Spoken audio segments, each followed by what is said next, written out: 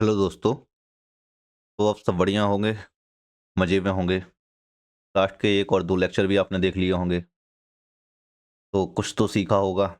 अगर नहीं देखे हैं, तो जाके 1 और 2 लेक्चर भी देख लीजिए पहले नंबर जाके। तो हमारा एक लेक्चर तीसरा है और लेक्चर तीसरा जो है इसमें हम बहुत कुछ पढ़ने वाले हैं।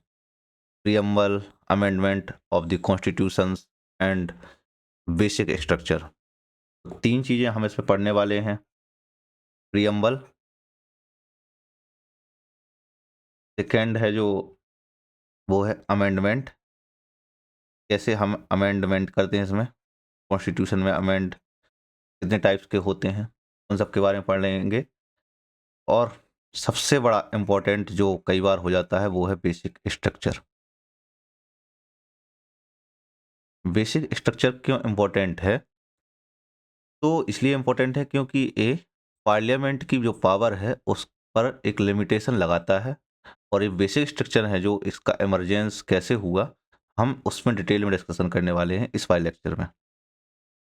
तो हम अभी मैंने जैसे बोला कि आपने अगर पहले लेक्चर नहीं देखे हैं तो पहले वो लेक्चर जाके देख लीजिए, जिससे आपका जो एक कमांड है वो बनती जाए पॉलिटी पर धीरे धीरे करके। और अगर आप प्रैक्टिस नहीं कर रहे हैं तो किसी भी ऐप पे जाकर, जो भी टेस्ट सीरीज प्रोवाइड करते हैं उन ऐप पे जाकर आप बढ़िया से प्रैक्टिस कर सकते हैं, जो भी टॉपिक्स कंप्लीट होते जा रहे हैं उनकी। ठीक है। फर्स्ट, यूट्यूब चैनल को सब्सक्राइब कर लीजिए, क्योंकि यहाँ पर in future one shot video series होंगी।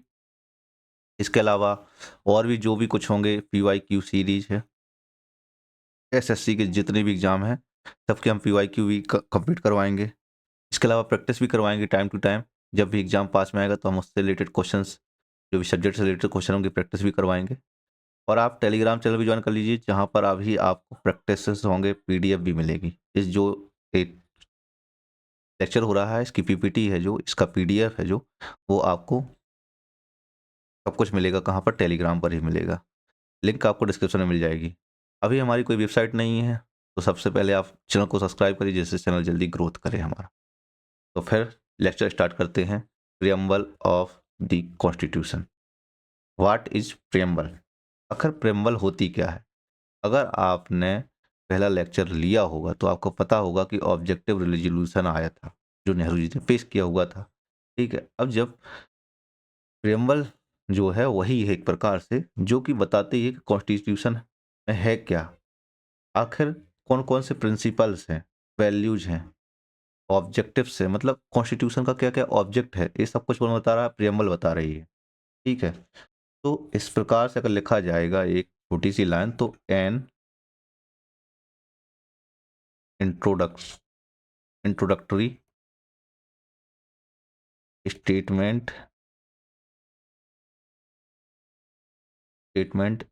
इन द कॉन्स्टिट्यूशन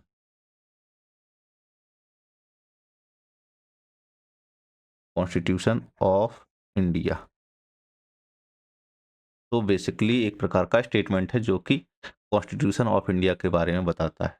ठीक है। सब कुछ, उसकी फिलॉसफी, उसका विजन क्या होगा, या एक कह दें कि एक प्रकार से ये जो मेकर्स थे, कॉन्स्टिट्यूशन के मेकर्स थे, उनकी फिलॉसफी, उनके विजन को बताता है कि ये आखिर क्या सोच रहे थे, क्या थॉट्स थे उनके बनाने के लिए।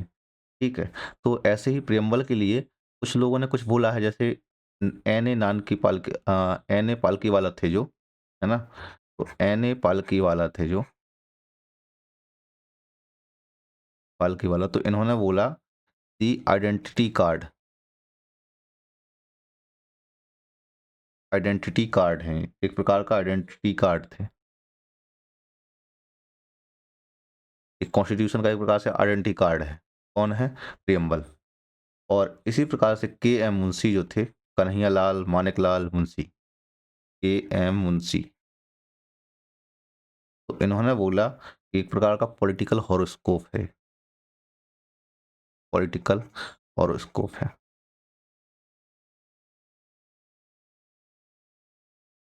तो अब आपने अगर प्रियम्बल नहीं देखा है तो थोड़ी सा प्रियम्बल पे नज़र डाल लो।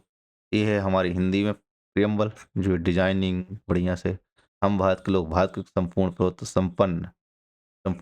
संपन्न समाजवादी, पंथनिरपेक्ष, लोकतंत्रात्मक गणराज्य बनाने के लिए देखो अब यहाँ पर कॉन्सेप्ट देखना, न्याय कौन कौन से न्याय, सामाजिक न्याय, आर्थिक न्याय, राजनीतिक न्याय। स्वतंत्रता कौन कौन सी स्वतंत्रता, विचार, अभिव्यक्ति, विश्वास, धर्म, उपासना की स्वतंत्रता। ये सब कुछ हम किस में पढ़ने वाले हैं, विचार, अभिव्यक्ति, विश्वास, धर्म की स्वतंत्रता। ये सब और सब हम फंडामेंटल राइट में पढ़ेंगे, सारे कुछ फंडामेंटल राइट्स भी हैं। ठीक है, प्रतिष्ठा और अवसर की कौन सी समता, है ना। उन सब में व्यक्ति की गरिमा और राष्ट्र की एकता, अखंडता सुनिश्चित करने वाली बंधुता, फ्रेटर्निटी दृढ़ संकल्प होकर अपनी इस संविधान सभा में आज तारीख, देखो तारीख भी लिखा हुआ 26 नवंबर 1949 को, जो हिंदी में होती है मिति मार्ग शीर्ष शुक्ल सप्तमी संपत 2006 विक्रमी को एतद द्वारा इस संविधान को अंगीकृत, अधिमित और आत्मार्पित करते हैं। वैसे ही इंग्लिश में लिखा हुआ है, इंग्लिश में देखो डिजाइनिंग बहुत अच्छी हुई है।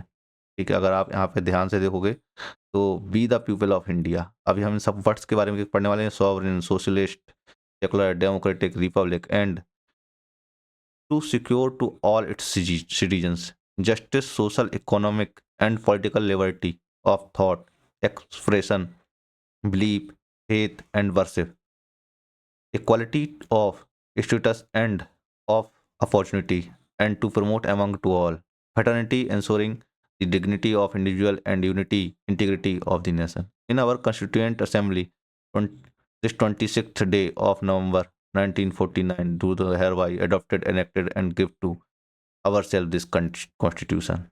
कुल मिला के अभी आपने, मैंने हिंदी भी पढ़ दी, इंग्लिश में भी पढ़ दी, नहीं पढ़ी है तो एक बार अच्छे से पढ़ लो। तो मेरा तो कहना है कि ये वर्ड्स को ध्यान रखना, कौन कौन से वर्ड्स हैं इसमें। ठीक है, अब हम चलते हैं आगे। तो be the people of India, हम भारत के लोग क्या क्या करने वाले हैं। तो इस वर्ड से हमें क्या पता चलता है, इस वर्ड से सिंपल है कि पावर है, वो पावर का पता चलता है कि हम जनता ही सब कुछ है यहाँ पे। ऐसा नहीं है कि यहाँ की जो रिप्रेजेंटेटिव्स हैं उनको हम चूज कर रहे हैं, है ना। यहाँ पर लोकतंत्र है, जो यानी कि जो डेमोक्रेसी है। तो डेमोक्रेसी बेसिकली है क्या यहाँ की, एक प्रकार से प्रतिनिधि लोकतंत्र है यहाँ पे। प्रतिनिधि लोकतंत्र है। प्रतिनिधि लोकतंत्र होता क्या है, जब हम, जो जनता है वो चूज करके भेज रही किसको, यहाँ से रिप्रेजेंटेटिव्स को, है ना। देन उनको पावर प्रोवाइड हो रही है। उनको पावर कहाँ से मिल रही है, वो कॉन्स्टिट्यूशन से मिल रही है। यानी कि कुल मिला के जो कॉन्स्टिट्यूशन है, कॉन्स्टिट्यूशन की जो अथॉरिटी है वो कहाँ से है, we the people of India से। वी द पीपल मतलब हम भारत के लोग हैं, जो उनसे कॉन्स्टिट्यूशन की अथॉरिटी है। तो यही इसका मीनिंग है। हमारा जो नेक्स्ट है वो है सॉवरेन। सॉवरेन का अर्थ क्या है, सॉवरेन सिंपल है कि इंडिया जो है मतलब भारत, भारत जो है ये किसी के ऊपर डिपेंडेंट नहीं है ना, किसी का डोमिनियन नहीं है। जो कि पहले बोल रहे थे हम, जिसकी डिमांड कर रहे थे कि हमें डोमिनियन स्टेट बना दो। डोमिनियन स्टेट का मतलब ये कि हमारी कुछ थोड़ी बहुत पावर रहेंगी, बाकी सारा का सारा जो विदेश मंत्रालय है, शिक्षा है, सब कुछ किसी और स्टेट्स की होगी। लाइक जो ब्रिटिश की, ब्रिटिशर्स की होंगी। तो वैसे तो नहीं है। ठीक है, तो इंडिया जो है तो एक प्रकार से क्या है, नाइदर क्या है, नाइदर ए, किसी के ऊपर डिपेंडेंस नहीं है, neither A dependency nor a dominion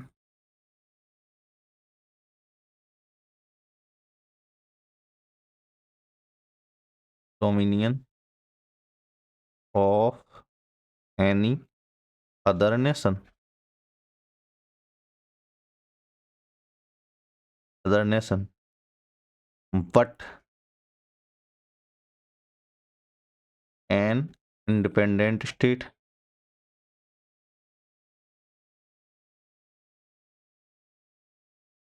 इसका सीधा सा मतलब वही था जो मैंने बताया कि कोई भी अथॉरिटी है इसके अंडर भारत नहीं है। भारत जो भी है वो सब कुछ एज फ्रीली कर रहा है। ठीक है, मतलब सिंपल है, इंटरनल हो चाहे एक्सटर्नल हो। आपने कई बार सुना होगा कि जैसे मान लीजिए भारत में कोई घटना हुई, देन कोई भी स्टेट, चाहे वो चाइना हो या कोई भी हो, जो कंट्री है वो हमारे ऊपर कोई कमेंट करते हैं तो हम बोलते हैं कि नहीं, ये हमारा आंतरिक मामला है, इसमें कोई भी बाहरी कोई हस्तक्षेप नहीं कर सकता है। तो सिंपल है, ये हमारा खुद का मामला होता है। ठीक है, so India is a sovereign state होते, और मतलब सॉवरेन स्टेट होने के नाते वो चीज़ें और भी कर सकता है भारत। सिंपल है, देख तो देखो, एक तो सबसे पहले फॉरेन टेरिटरी है जो उसको एक्वायर कर सकता है। तो एक्वायर ए फॉरेन टेरिटरी, और अथवा जो है कि अपनी हमारी जो टेरिटरी है वो किसी और स्टेट को दे भी सकता है, ठीक है? तो और said A part of its territory in favour of foreign state.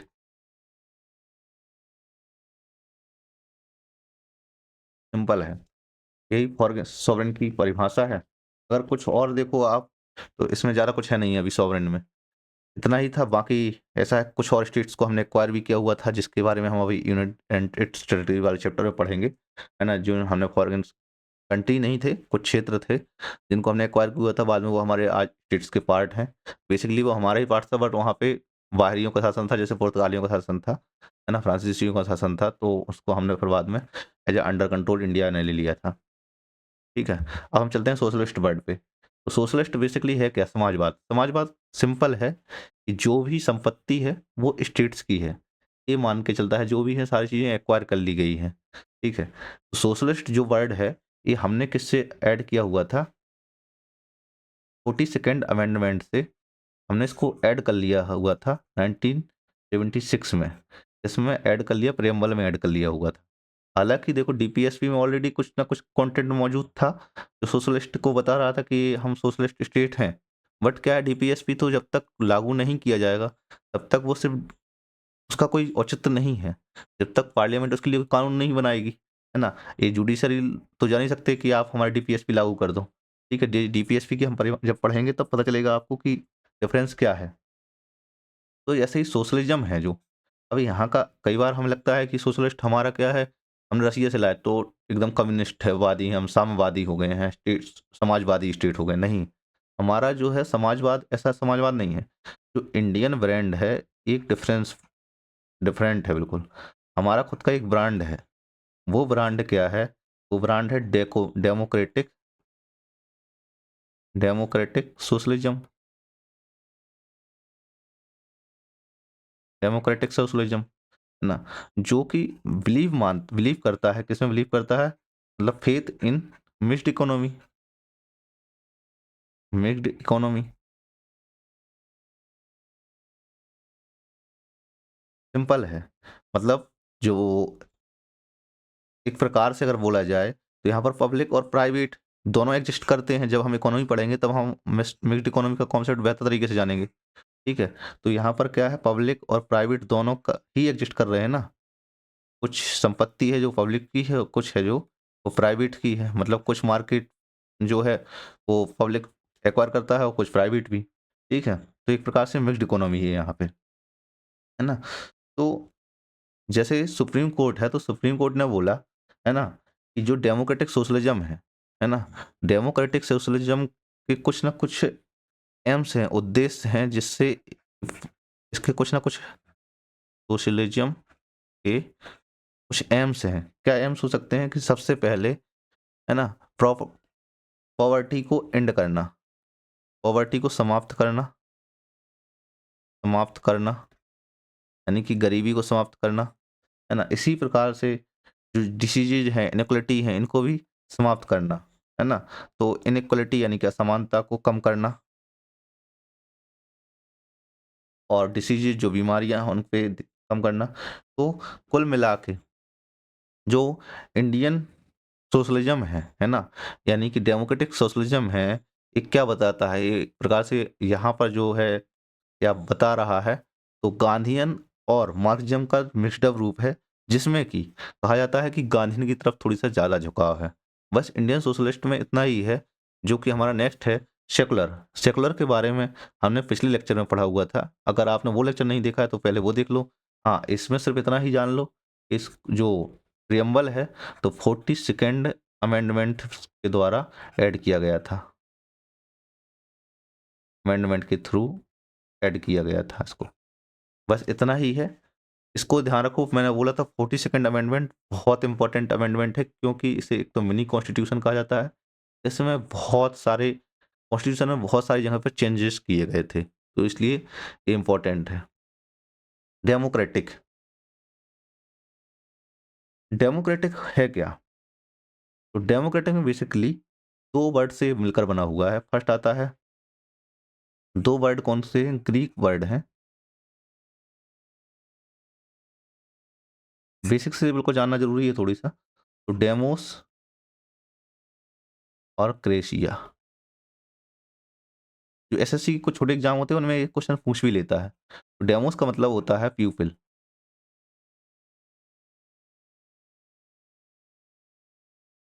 प्यूपिल, और क्रेसिया का मतलब होता है रूल।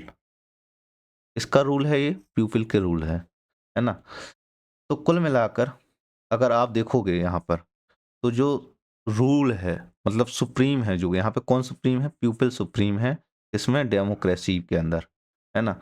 यानी कि सॉवरेनिटी का मतलब हो जाएगा यहाँ पर कि supreme power by the rule, by the प्यूपिल ना। तो अगर इंडिया में देखा जाए तो हमारे यहाँ पे कौन सी डेमोक्रेसी है? इनडायरेक्ट है कि डायरेक्ट है? तो हमारे यहाँ पर इनडायरेक्ट डेमोक्रेसी है। अब जो डेमोक्रेसी के होते हैं, जैसे मैंने अभी नाम लिया हो, डायरेक्ट और इनडायरेक्ट, तो 2 टाइप्स हो गए, 2 types of democracy, 2 types of democracy. First होता है कौन सा? डायरेक्ट, और सेकंड होता है इनडायरेक्ट।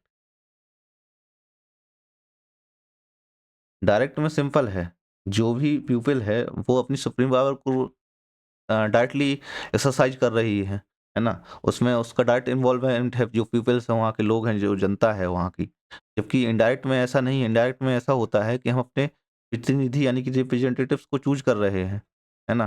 जो रिप्रेजेंटेटिव्स हैं, है ना? इनको हम चूज़ करके देख रहे हैं कि आप जाओ और हमारे लिए कुछ अच्छे कानूनों का निर्माण करो। बट कई बार नहीं होता है हमारे लिए अच्छे कानून का निर्माण, हमारे लिए तो प्रॉब्लम्स भी खड़े होते हैं, क्योंकि उनके हाथ में जैसी पावर मिल रही है तो वो लोग कई बार मिसयूज़ भी करते हैं और भ्रष्टाचार में संलिप्त हो जाते हैं, है ना? तो रिप्रेजेंटेटिव्स होते हैं, वो हम उनको शक्तियाँ दे रहे हैं, पावर्स दे रहे हैं कि आप जाओ और पार्लियामेंट में अच्छे कानूनों का निर्माण करो, है ना? इसी कारण से इसको इनडायरेक्ट डेमोक्रेसी को हम बोलते हैं, स्पेशली इंडिया के पक्ष में लेकर, कि रिप्रेजेंटेटिव डेमोक्रेसी है यहाँ पर। कौन-सी है? रिप्रेजेंटेटिव रिप्रेजेंटेटिव डेमोक्रेसी है, प्रतिनिधि लोकतंत्र को बोलते हैं। अब हमारा नेक्स्ट वर्ड आता है, वो आता है रिपब्लिक। तो रिपब्लिक बेसिकली क्या है? अगर भारत में देखा जाए या पूरे वर्ल्ड में देखा जाए फर्स्टली, तो 2 प्रकार की डेमोक्रेटिक पार्ट पॉलिटी है ना? एक फर्स्ट है मोनार्कियल, सेकंड है रिपब्लिक। मोनार्कियल वही है जहाँ पर हेड ऑफ द स्टेट कोई किंग है या क्वीन है ना? तो मोनार्की है, और सेकंड है रिपब्लिक। अब रिपब्लिक का मतलब ये है, मैंने वो उसका बता दिया कि इसका head of the state king या क्वीन है कोई। Head of the state king अथवा क्वीन। और वहीं जो हेड ऑफ द स्टेट है रिपब्लिक में, वो बेसिकली इलेक्टेड होके आता है, ऑलवेज इलेक्टेड होता है। अब आप सोचोगे कि ऐसे तो रसिया में भी बोलता है, तो वहाँ पे भी वो इलेक्टेड होके आ रहा है, रिपब्लिक है वो, है ना? बट वो लोकतांत्रिक नहीं है वहाँ पे। तो हेड ऑफ द स्टेट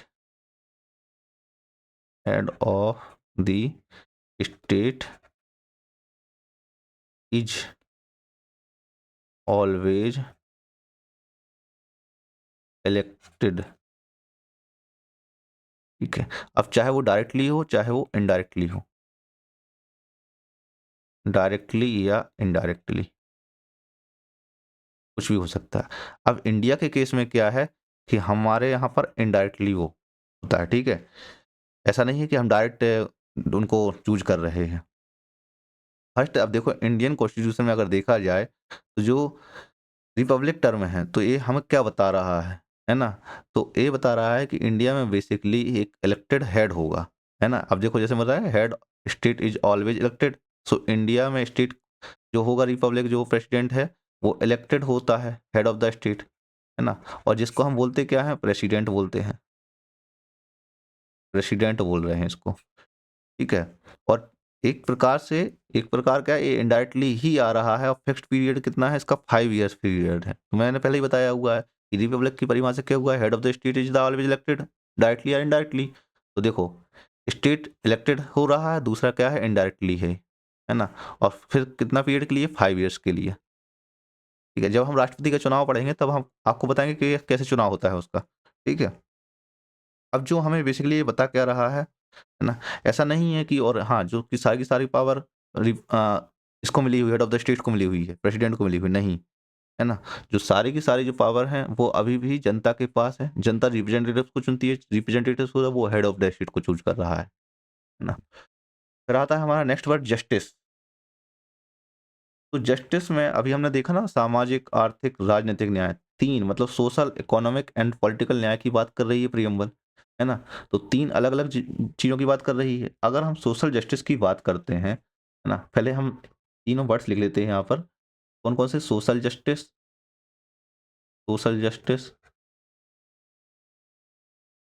दूसरा है जो वो है इकोनॉमिक जस्टिस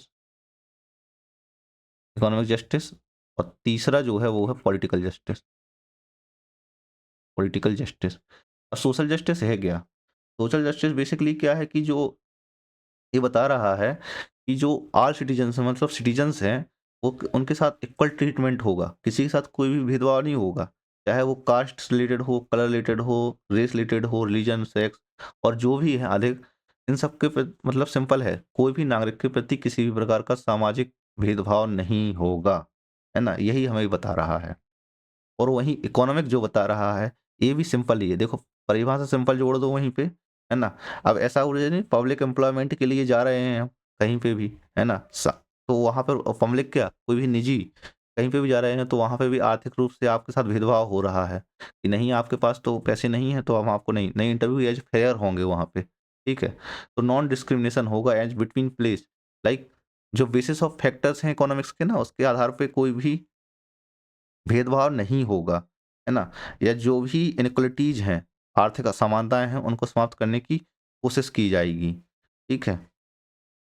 और देखो, अगर यहाँ पे देखो जाएगा, तो सोशल और इकोनॉमिक जस्टिस जो अगर दोनों जुड़ जाती हैं, है ना? तो यहाँ पर एक वर्ड निकल के आता है, वो आता है डिस्ट्रीब्यूटिव जस्टिस, ना? तो डिस्ट्रीब्यूटिव जस्टिस का दोनों को मिलाकर एक कॉन्सेप्ट बनता है नया। तो डिस्ट्रीब्यूटिव जस्टिस प्रोवाइड करता है कौन? हमारा कॉन्स्टिट्यूशन। फिर अंत में आता है जो है पॉलिटिकल जस्टिस। तो पॉलिटिकल जस्टिस सिंपल है कि जितने भी सिटीजन्स हैं उन सबको इक्वल पॉलिटिकल राइट्स मिलेंगे, इक्वल पॉलिटिकल राइट्स राइट्स मिलेंगे। अब पॉलिटिकल राइट्स कौन से होते हैं? जैसे सिंपल है, आपको वोट डालने का अधिकार मिल रहा है, आपको चुनाव लड़ने का अधिकार मिल रहा है, ठीक है? आपकी जो पॉलिटिकल वॉइस वॉइस है, पॉलिटिकल ऑफिसेस हैं, वहाँ पर आपको जाने का इक्वल ट्रीटमेंट मिल रहा है, ठीक है? ऐसा नहीं है कि आपके साथ कोई भेदभाव हो रहा है। तो सिंपल है, all citizens should have equal political rights. मतलब जितने भी सिटीजन्स हैं, all citizen have all citizens should have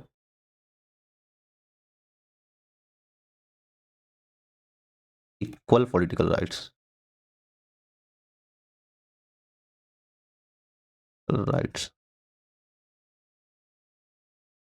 हमारा नेक्स्ट जो वर्ड है, वो आता है लिबर्टी। लिबर्टी है क्या? है ना? ऐसा नहीं है कि जैसे कोई भी व्यक्ति है तो उसकी मतलब किसी भी प्रकार की गतिविधि पर कोई रोक-टोक लग रही है ना? कोई भी रोक-टोक नहीं है ना? एक वर्ड आता है कि जो लिबर्टी है ना? वो सबको समान अवसर प्रदान करती है, जिससे कि व्यक्ति अपने जीवन का विकास कर सके, है ना? अगर हम इसको इंग्लिश में बोलें या मीनिंग्स बोलें कि the absence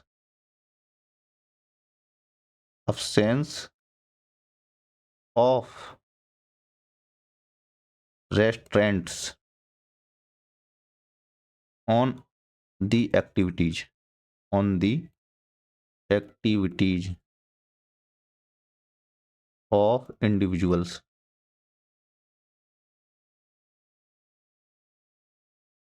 and at the same time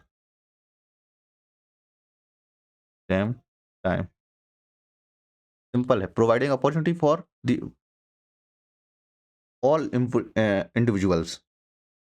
तो किसी के साथ कोई भेदभाव नहीं किया जाएगा, सबके लिए मतलब व्यक्तियों के विकास के लिए अवसर प्रदान करना ही लिबर्टी है।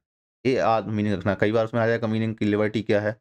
लिबर्टी वही है कि स्वतंत्रता क्या है। स्वतंत्रता का सिंपल परिभाषा है कि व्यक्ति के विकास के लिए अवसर प्रदान करना, पर्याप्त अवसर प्रदान करना। ऐसा नहीं है कि उन अवसर में आपको कोई हस्तक्षेप मिल रहा हो। तो पर्याप्त अवसर प्रदान करना ही है लिबर्टी। इक्वलिटी क्या है, समानता क्या है? तो इक्वलिटी का सिंपल मतलब है, अगर देखा जाए हमारे जो कॉन्स्टिट्यूशन के अनुसार है, तो absence of special privileges to any section of the society। जो भी समाज के लोग हैं उनके लिए स्पेशल प्रिविलेज की absence है यहाँ पर, है ना, कोई भी उनकी अनुपस्थिति है। तो absence ऑफ स्पेशल प्रिविलेज, कोई भी विशेषाधिकार नहीं मिले हुए हैं किसी को। Special privilege, privileges to any section, to any section of the society, of the society and simple है, सारी अपॉर्चुनिटी जो हैं वो किसी भी व्यक्ति को किसी भी डिस्क्रिमिनेशन के आधार पर, बिना डिस्क्रिमिनेशन के आधार पर प्राप्त होंगी, है ना। तो इक्वलिटी का मतलब यही है। और जो इक्वलिटी कौन कौन सी प्रोवाइड करती है, सिविक, पॉलिटिकल, इकोनॉमिक, है ना। फंडामेंटल फंडामेंटल राइट हैं जो उसको कुछ ना कुछ सिविक इक्वलिटी को इंश्योर करते हैं, जिनके बारे में हम पढ़ेंगे आर्टिकल 14, 15, 16, 17 और 18। उसी प्रकार से आपको पॉलिटिकल राइट्स प्रोवाइड करते हैं, जो कि पॉलिटिकल राइट्स कहाँ से मिलते हैं आपको, टू प्रोविजंस हैं जो जैसे इलेक्शन से रिलेटेड हैं, 325 एंड 326, है ना। और इकोनॉमिक्स हैं जो आपको इकोनॉमिक्स राइट्स भी मिलते हैं, और उनके बारे में हम आगे डिटेल से डिस्कशन करेंगे। फेटर्निटी आता है जो, अब फेटर्निटी का सिंपल है, ए सेंस ऑफ ब्रदरहुड। अब ब्रदरहुड, बंधुत्व की भावना कहाँ से आएगी आपके अंदर? अगर बंधुत्व की भावना कहाँ से डेवलप होगी, तो बंधुत्व की भावना डेवलप करने के लिए सिंपल है, हमने भारत की नागरिकता रखी है, सिंगल सिटीजनशिप। अब एक चीज कह सकते हो कि जो मतलब जो किसी और जो तमिलनाडु का व्यक्ति है ना, और जो भारत का व्यक्ति, उसमें कोई भेदभाव नहीं है, कोई अंतर नहीं है। हाँ, स्टेट लेवल पे हो सकता है कि वो आपस में कर लें डिस्क्रिमिनेशन, बट गवर्नमेंट डिस्क्रिमिनेशन नहीं करेगी सामान्य तौर पे, है ना। जो उसके लिए इम्पोर्टेंस जितनी तमिलनाडु के किसी व्यक्ति की है, उतनी ही इम्पोर्टेंस किसी और अन्य स्टेट, चाहे वो अमेरिका हो, चाहे सॉरी पंजाब हो, चाहे उत्तराखंड हो, ऐसा कोई भी स्टेट हो, सारे के सारे की समान तौर पे ही भारत के लिए है ना। हमने लगभग सारे वर्ड्स पढ़ लिए हुए हैं, है ना। अगर हम कुछ और वर्ड्स को ध्यान दें, तो अब वर्ड्स तो नहीं है अब कुछ भी। अब आता है फिर प्रेम्बल जो है वो क्या एज पार्ट ऑफ कॉन्स्टिट्यूशन है, कॉन्स्टिट्यूशन का पार्ट है। तो एक क्वेश्चन कब सामने आता है, तो जब बैरूभाई केस आता है, है ना, 1960 में। तो सुप्रीम कोर्ट ने बोला बैरूभाई यूनियन संघ केस में, है ना, कि जो प्रियम्बल है वो कॉन्स्टिट्यूशन का पार्ट नहीं है ना। क्योंकि जो प्रियम्बल है वो सिर्फ यही बताती है कि जो मेकर्स हैं कॉन्स्टिट्यूशंस के, है ना, उन्होंने उनके उद्देश्य को बता रही है, और कुछ नहीं है प्रियम्बल। इसलिए प्रियम्बल और क्या है, बाद में भी ऐड करी गई, जोड़ी गई थी, तो एक कॉन्स्टिट्यूशन का पार्ट नहीं है। तो कौन से केस में बोलते हैं, बैरूबारी बैरूबारी यूनियन केस 1960 में। जब ये बोला तो क्या बोला था इस केस में, तो सुप्रीम कोर्ट में बोला था preamble is not a part of constitution.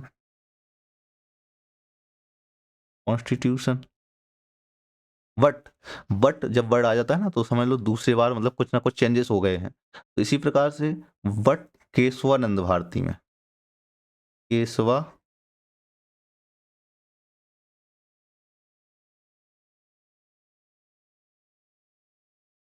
Keshavananda Bharti case में, और 1973 में सुप्रीम कोर्ट ने बोला कि जो पहला वाला देखो फर्स्ट है वो तो ओपिनियन आप हटा दो उसको, और कहा कि जो preamble is a part of the constitution. Preamble जो है वो पार्ट है किसका, कॉन्स्टिट्यूशन का। Preamble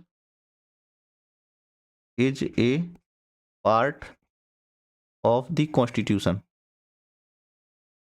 constitution.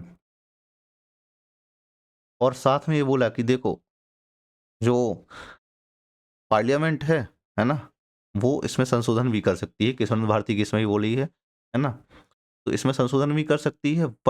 बट जहाँ पे लग गया बट का मतलब ये है बेसिक स्ट्रक्चर को छोड़ के। हमारा जो नेक्स्ट ये है अमेंडमेंट ऑफ द कॉन्स्टिट्यूशन, उसके बाद हम बेसिक स्ट्रक्चर ही पढ़ने वाले हैं, ठीक है। तो बेसिक स्ट्रक्चर को छोड़कर बाद में क्या हुआ, 42nd जब इन्होंने बोला कि पार्ट है, तो उन्होंने 42nd अमेंडमेंट हुआ। तो 42nd अमेंडमेंट के द्वारा कुछ 3 वर्ड्स थे जिनको याद रखना है, सोशियलिस्ट,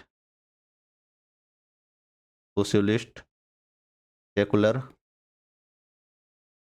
और इंटीग्रिटी, 3 वर्ड ऐड किए गए थे। इंटीग्रिटी, इन 3 वर्ड्स को ऐड किया गया था। बाद में क्या बोला गया था कि देखो LIC ऑफ इंडिया केस आया, तो उसमें भी यही चीज दोहराई गई कि जो प्रियम्बल है वो एक कॉन्स्टिट्यूशन का इंटीग्रल पार्ट है। फिर आता है इन्फोर्सिबिलिटी ऑफ प्रियम्बल। तो इसमें सिंपल है कि ऐसा नहीं है कि जो जैसे लॉ जुडिशरी है, तो वो बोले कि जुडिशरी में हम जाके बोलें एज अ पीपल, बोलें कि जनहित याचिका लगाएं कि और जो उसमें बोले कि स्वतंत्रता समानता बंधुत्व इन सबको लागू किया जाए हमारे लिए। तो नहीं, ऐसा नहीं है, इन्फोर्सिबल नहीं है, जस्टिबल नहीं है, ठीक है। तो नो जस्टिबल, नॉट जस्टिबल या नो जस्टिबल, जस्टिसिएबल,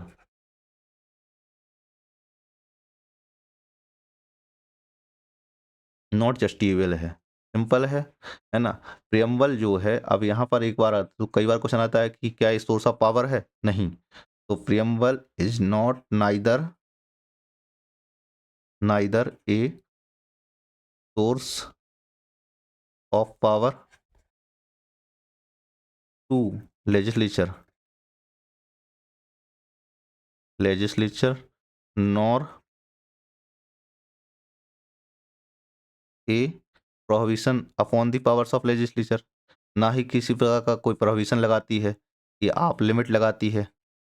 लिमिट सिंपल ये है कि वो बेसिक स्ट्रक्चर का पार्ट है ना। अब जो वहाँ पे प्रेम्बल में जो जो कुछ लिखा हुआ है वो बहुत इंपॉर्टेंट लिखा हुआ है, उसमें से कोई भी वर्ड्स नहीं हटा सकते हैं। अभी आपने सुना होगा कई बार कि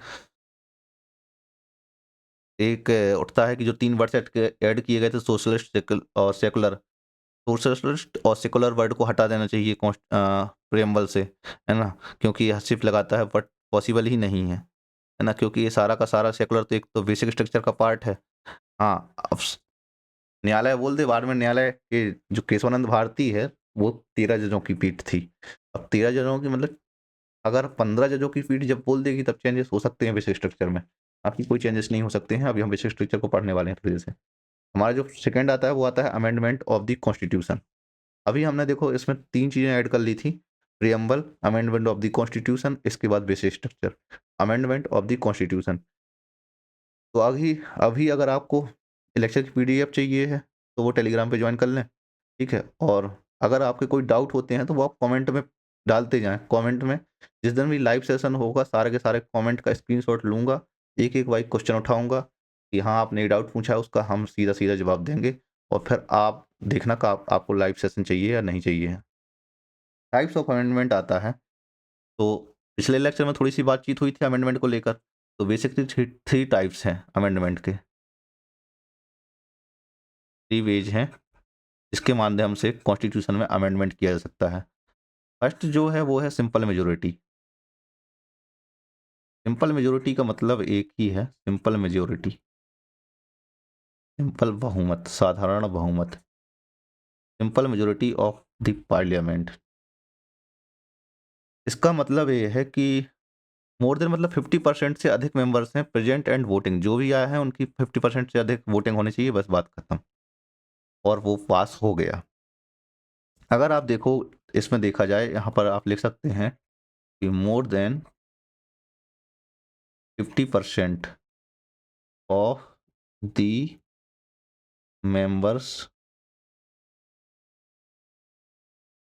प्रेजेंट एंड वोटिंग। अब जैसे लोकसभा है तो लोकसभा में टोटल कितने मेंबर हैं, 545 हैं, इसमें से 45 एब्सेंट हुए थे, है ना। अब इसमें से 100 है मान लो, तो उन्होंने अब्सटेंड है फ्रॉम वोटिंग से, यानी इशू उनको कोई इशू था तो वो भी नहीं आए हैं, है ना। तो टोटल कितने आ गए, अब मान लो 45 अब्सेंट ही थे और 100 नहीं आए, 100 को सिर्फ इशू है कि नहीं आएंगे हम, तो टोटल 145 नहीं आए, है ना। तो 545 में से जितने नहीं आए तो टोटल बचे अपने पास 400 मेंबर। अब जब 400 लोग बचे हुए हैं, है ना, तो देन सिंपल मेजोरिटी ये है कि हमें 400 का 50% ही चाहिए है। अब जितने ने वोटिंग किया हुआ है, मान लो 400 का 2 बटे कितना हुआ, 200, तो 1, मतलब 201 चाहिए। देन हमारी सिंपल मेजोरिटी मतलब साधारण बहुमत से पास हो गया। तो कई बार आप ये सुनते होंगे कि जो विपक्ष है वो उसने बॉयकॉट कर दिया है, बट उसके बाद भी मेजोरिटी से पास हो गया है, तो उसकी वजह यही होती है कि सिंपल मेजोरिटी से ये पास हो गया है। हाँ, अब आर्टिकल 368 आता है। हाँ, और ये जो सिंपल मेजोरिटी से जो भी संशोधन हो रहे हैं, वो संविधान संशोधन नहीं माना जाता है, बट, है ना, आर्टिकल 368 के तहत जो संशोधन हो रहा है ना, वो 2 टाइप से होता है और इसको संविधान संशोधन नहीं माना जाता है। तो special majority of the parliament, अब special majority of the parliament, है ना, और यहाँ पर ये है कि स्पेशल मेजोरिटी तो है ही, साथ में ratification of half the state legislature का, ठीक है। Special majority of the parliament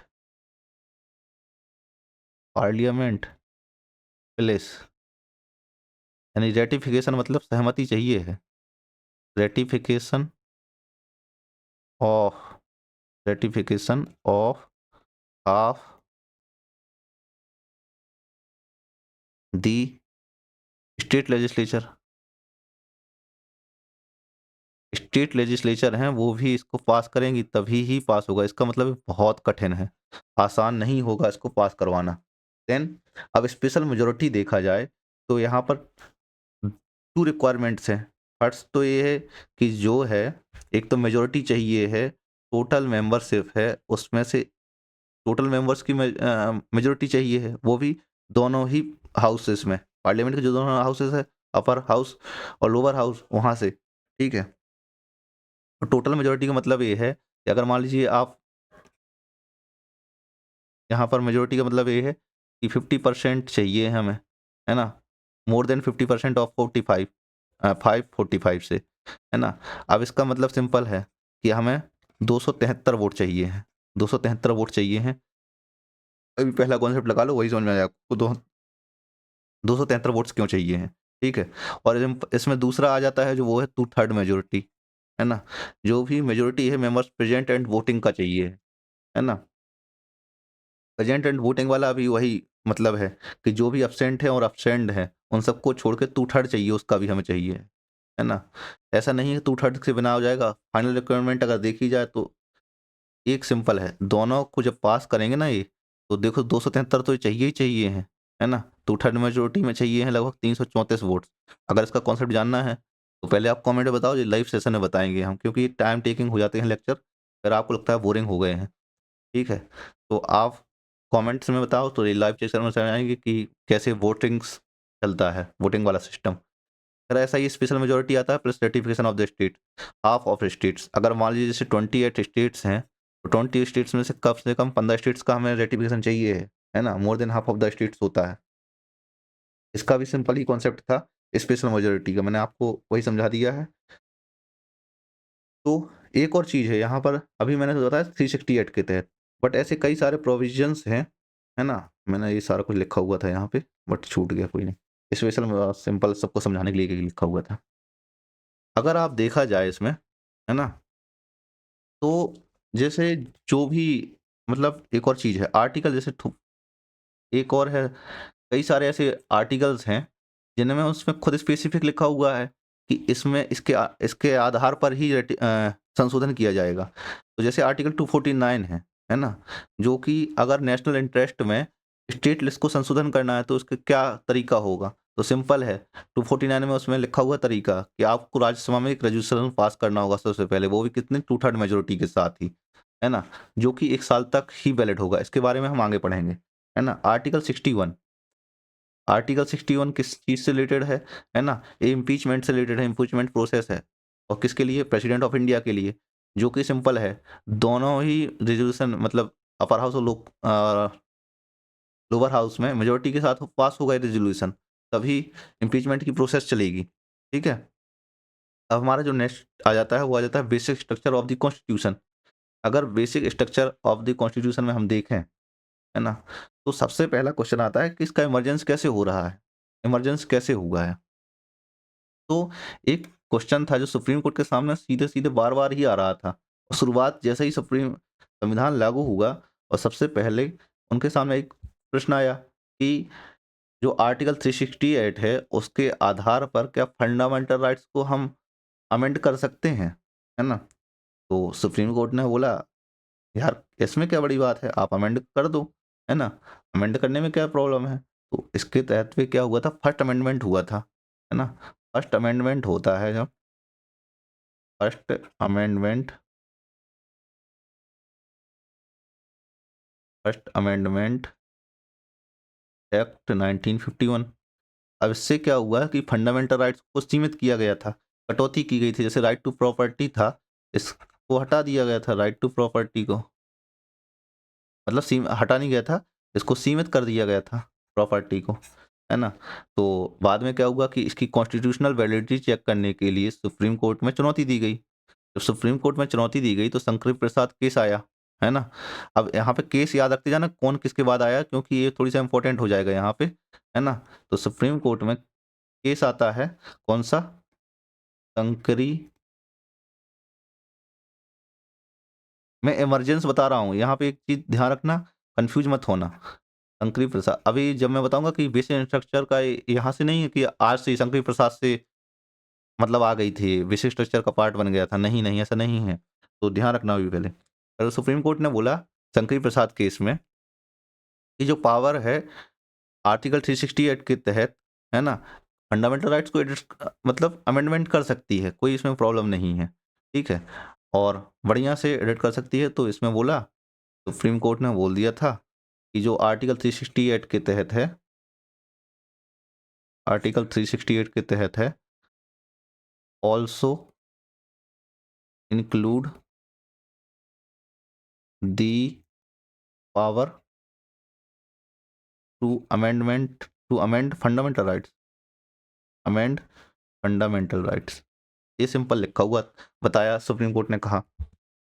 बाद में क्या हुआ, कुछ चेंजेस आए, फिर बाद में अब पावर तो अच्छी खासी मिल ही गई थी पार्लियामेंट को, तो उन्होंने फिर क्या किया कि 17th अमेंडमेंट के थ्रू, 17th अमेंडमेंट के थ्रू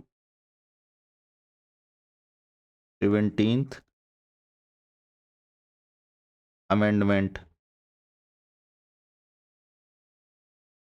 एक्ट 1964 में इन्होंने एक नई सूची ऐड की, नाइन्थ शेड्यूल।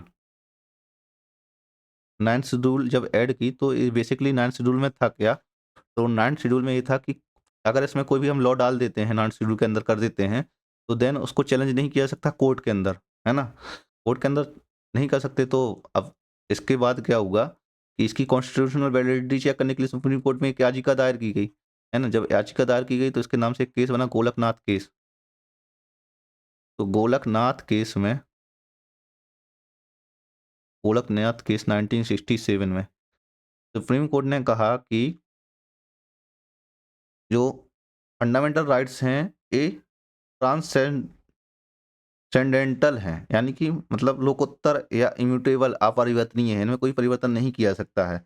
और पार्लियामेंट है इनकी कोई भी जो पोजीशन है उसको ब्रिज नहीं कर सकती है ना, कोई हटा नहीं सकती है। साथ में बोला कि जो कॉन्स्टिट्यूशनल अमेंडमेंट है जो, है ना, वो आर्टिकल 13 के थ्रू नहीं आता है। बट पार्लियामेंट ने एक चीज और बोली कि जब इसमें ये चीज होली करंट बिल गई थी, तो फिर बाद में जो पार्लियामेंट है, तो पार्लियामेंट ने इस केस के बाद रिएक्ट किया, और जब रिएक्ट किया तो फिर आता है 24th अमेंडमेंट। कौन सा? 24th amendment. 24th amendment. अब ये इसमें क्या है, मेजरली चेंज किए जाते हैं। मेजरली चेंज करने का मतलब ये है, अमेंडमेंट एक्ट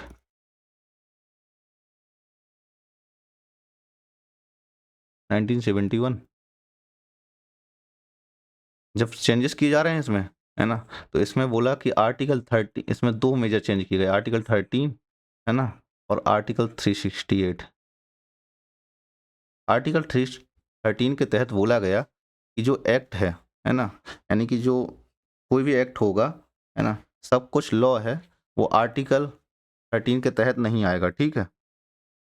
जैसे मान लो, जो अमेंडमेंट एक्ट कह रहा है, मतलब कॉन्स्टिट्यूशनल अमेंडमेंट है, यानी संविधान जो संशोधन है, वो किसी भी मतलब आर्टिकल 13 के अंदर में नहीं आएगा। और सेकंड, आर्टिकल 368 के तहत बोला गया कि जो पार्लियामेंट की पावर है, वो किसी भी फंडामेंटल राइट्स को ले सकती है या हटा सकती है ना? ये आर्टिकल 368 में ऐड कर दिया गया। बट अब केशवानंद भारती आई, तो केशवानंद भारती केस में बोला कि हाँ ठीक है, आप ये कर सकते हो, कोई दिक्कत नहीं है। आर्टिकल 13 के तहत अब यहाँ पर देखो, एक चीज, बहुत अच्छी चीज आपको पढ़ने मिलेगी यहाँ पे, केशवानंद भारती केस में। केशवानंद, बहुत अच्छा इसको डिस्क्राइब किया गया था यहाँ पे। मैं मतलब इसको बता रहा हूँ आपको, केशवानंद का भारती केस 1973। अब उन्होंने बोला कि जैसे उन्होंने बोल दिया था कि जो संविधान संशोधन है, मतलब पार्लियामेंट ने बोल दिया कि जो संविधान संशोधन है वो आर्टिकल 13 के तहत नहीं आ रहा है, ठीक है?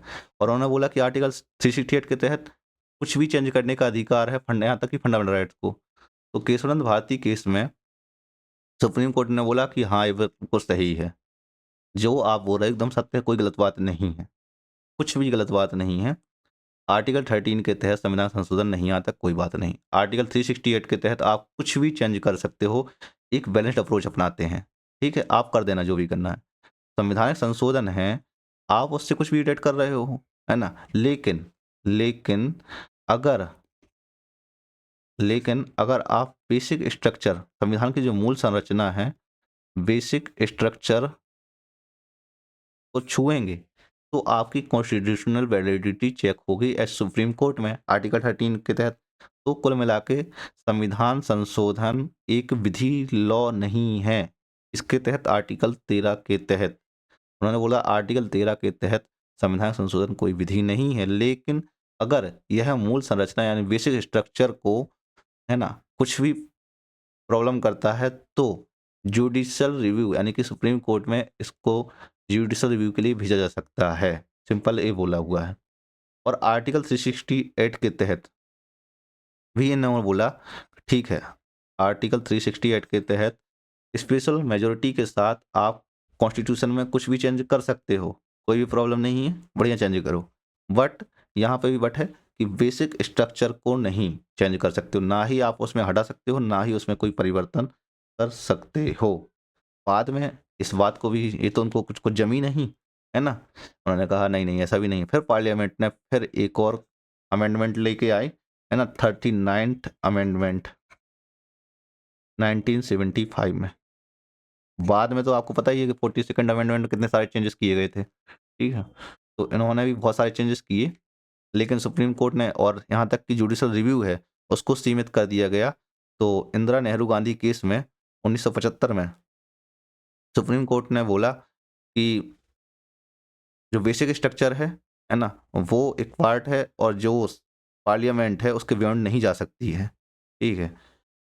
जब ये फिर बोला, अब देखो यहाँ दोनों में बीच में झगड़ा चल रहा है, कुछ नहीं है, एक कुछ चेंजेस कर रहा है, एक नहीं कह रहा है, नहीं हम नहीं करेंगे, आपकी बात ही नहीं मानेंगे। तो इंदिरा नेहरू गांधी केस 1975 में आता है, जिसके बाद सुप्रीम कोर्ट ने बोला कि आप इसके बियॉन्ड नहीं जा सकते हो, बेसिक स्ट्रक्चर के बियॉन्ड नहीं जा सकते हो, है ना? आपकी पावर सीमित है बेसिक स्ट्रक्चर में, है ना?